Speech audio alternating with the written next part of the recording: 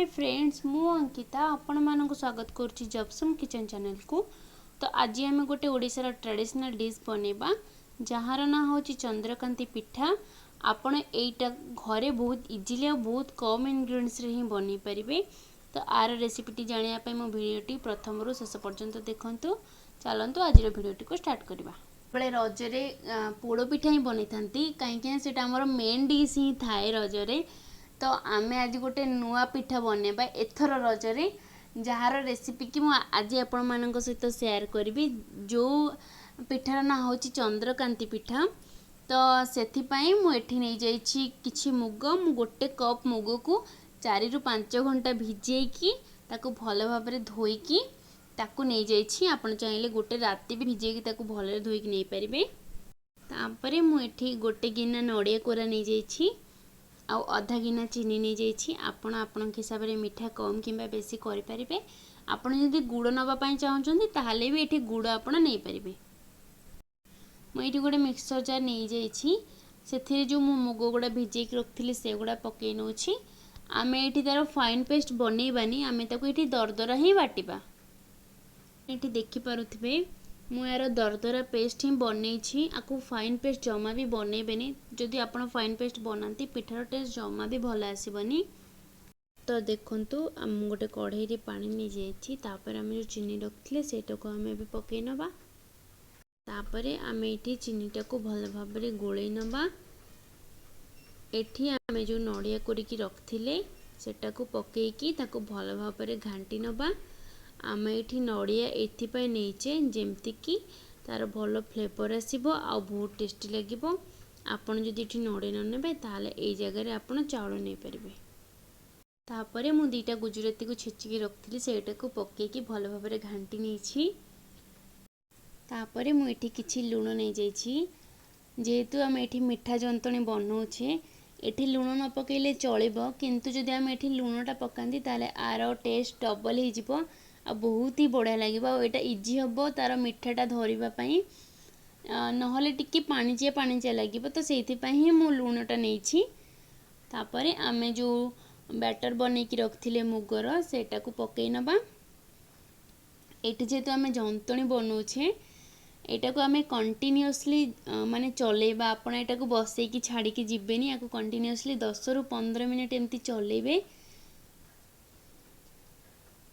मोर जंतणीटा बहुत बढ़िया भाव में हो गलानी।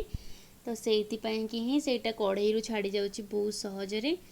आपण जदि तथापि जानी परिबेनी जे एटा हेलानी कि हेइनी सेथिपई आपण अल्प पानी नहीं जिबे हाथ रे आ जंतणी रु अल्प आनी कि हाथ रे चेक करिवे जे सेटा हाथ रे न लागबो ताले हे गलानी। तुम गोटे थाली रे अल्प घी नहीं जाइछि। मु एठी गोटे ब्रश साहाय्य घी गुड़ाक थाली रो चारिआडे खेलै नहीं।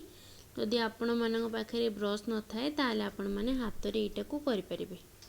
तो मु अबे जो जंतनी गुडा बनै की रखथिली से गुडा को एबे से थाली को सबुतक काढी नउची। तापरे मु से जंतनीटा को हाथ रे अल्प पानी नै की चारिआडे समान भाव रे खेलै नउची। आपण माने जदि चाहेबे गोटे चामच साहाय्य मध्ये खेलै परिबे। तापरे आमे आकु 10 रु 15 मिनिट एम्ती ठंडा हवा पई छाडी दबा। 15 मिनिट हो गलानी। आउ ये जंतनीटा बहुत बढ़िया भाव में ठंडा हो गलानी। तापरे मु गोटे छुरी साहाय्य आकु स्क्वायर शेप रो काटी नेबी। आपणकर जो भलिया शेप इच्छा आपण एठी देकी काटी परिबे। माको काटी नउची ए भलिया। तो देखंतु मु एबे आपण मानकु टिके बाहर करिकि देखौची केमती हेची। जेमती कि आपण माने देखि परथिबे एटा बहुत बढ़िया भाव में बाहरी गला तळे थाली रे जमा भी लागिलानी बढ़िया भाव में भी होती। तो चलतु आम यहाँ को एबे फ्राए करनबा। तो मुझे गोटे कढ़ाई रे किछि तेल नहीं जाइछि। तेलटा बहुत बढ़िया भाव में गरम हो गलानी। तो एबे आमे सबुतक पिठा को गोटे गोटे करिकी छाणी नबा।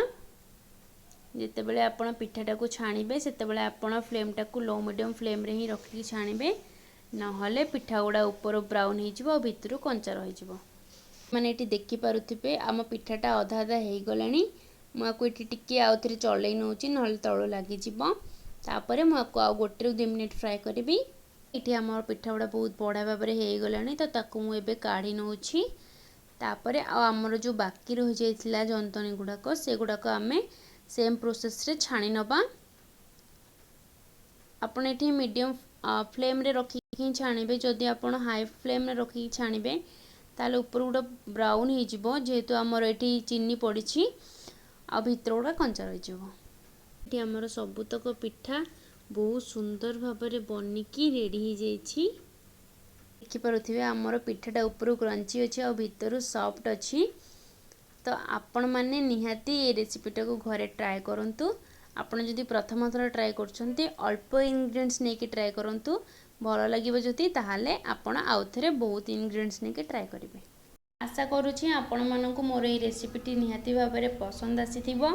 जदि आपनको मो रेसिपीटी भल लगी थाए ताहाले मो चैनल को सब्सक्राइब करंतु, वीडियोटी को लाइक करंतु, शेयर करंतु आ कमेंट करिया पय जमा भी भूलिबेनी। रहिली, नमस्कार, जय जगन्नाथ।